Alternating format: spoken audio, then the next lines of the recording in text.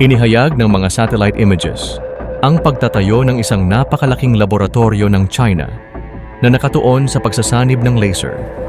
Matatagpuan sa Mianyang ang site na ito at maaaring magkaroon ng mga pangunahing implikasyon para sa paggawa ng enerhiya habang pinapahusay nito ang mga kakayahan pagdating sa nuclear ng bansang China.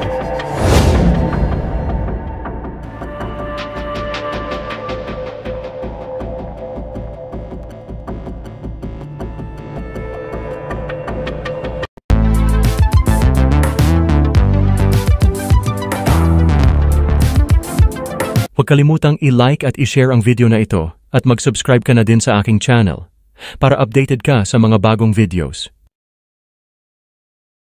Ang proyektong ito ay hindi pa halos alam ng publiko, kaya naman talagang nakakaintriga at nakakabahala ito.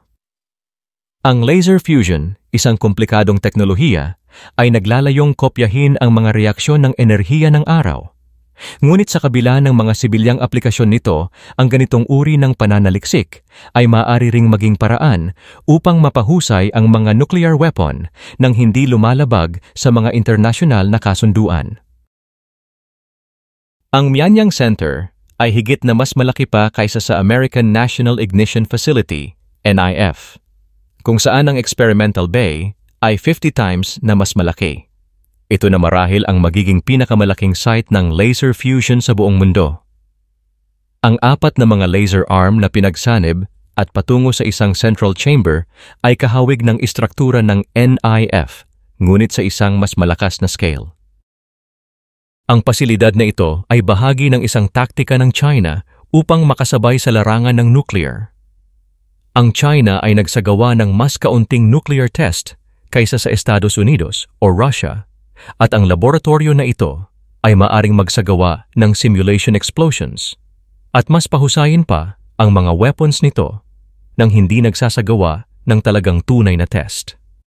Ang laser fusion ay nagsasangkot ng pag-compress ng mga isotope ng hydrogen gamit ang mga ultra-powerful laser upang matrigger ang isang nuclear reaction.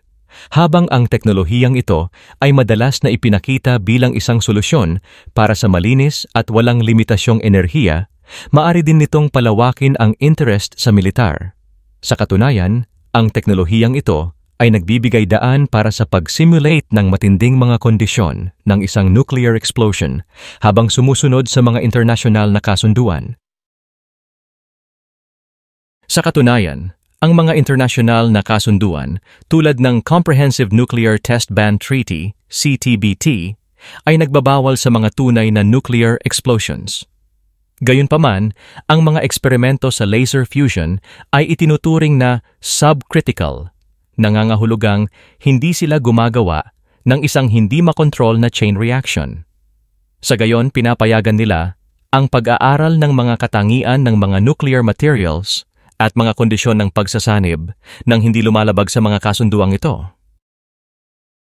Noong November 2020, ang US Arms Control Envoy, Marshall Billingsley, ay naglabas ng mga imahe ng satellite na sinabi niyang ito ang nagpapakita ng pagbuo ng China ng nuclear weapon support facilities. Kasama dito ang mga imahe ng Mianyang na nagpapakita ng klarong plot of land na may label na New Research or Production Areas since 2010. Ang plot na iyon ay ang site ng Fusion Research Center na tinatawag na ngayong Laser Fusion Major Device Laboratory. Ayon kay Decker Eveleth, ang isang positibong interpretasyon ng pasilidad na ito ay nagbibigay ng katiyakan na ang China ay hindi nagpaplano ng explosive nuclear testing. Ngunit, idinagdag niya na maaari pa rin silang bumuo ng mas sopistikadong mga disenyo kabilang ang mas maliit na mga nuclear weapons. Ang ilang mga eksperto ay naniniwala na ang site ng Mianyang ay maaaring kakaibang pasilidad ng fusion, kung saan ito raw ay maaaring maging isang hybrid fusion at fission facility. Kung ito ay magiging totoo man, ito ay talagang nakakabahala. Pahayag ni Andrew Holland, Chief Executive ng Fusion Industry Association. Ito raw ay magiging homegrown Chinese tech at malamang na mas malakas kaysa sa anumang bansa sa kanluran. Para sa China, ang laboratorio na ito ay kumakatawan sa isang pagkakataon Upang maging advance sa dalawang pangunahing larangan, ito ay sa enerhiya at militar. Gayunpaman, ang dualidad na ito ay pinagmumulan ng mga katanungan tungkol sa totoong hangarin ng Beijing, lalo na sa isang konteksto ng pagtaas ngayon ng mga geopolitical tensions. Nangunguna pa din ang US pagdating sa karera ng fusion, ngunit ang China ay mabilis na kumikilos at ipinakita na maaari nitong maisakatuparan ng konsepto hanggang sa pagkumpleto ng mas mabilis kaysa sa anumang mga programa ng gobyerno.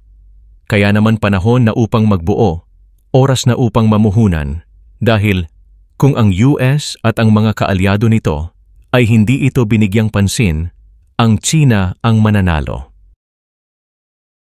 Sa inyong palagay mga ka-mix, positibo kaya ang hangarin ng China sa pagtatayo ng laser fusion facilities o panganib lamang ang dala nito sa mundo? I-comment nyo na yan.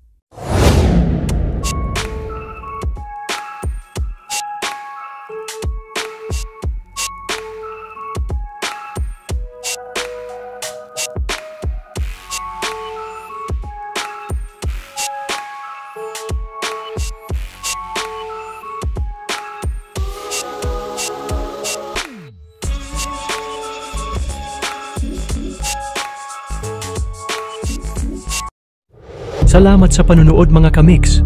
Ako ay mag-iiwan sa inyo ng katagang alamin natin ngayon, wag nang ipagpabukas. Kung ayaw mong batukan kita, biro lamang. Ingat mga ka-mix, sa susunod na video na ulit.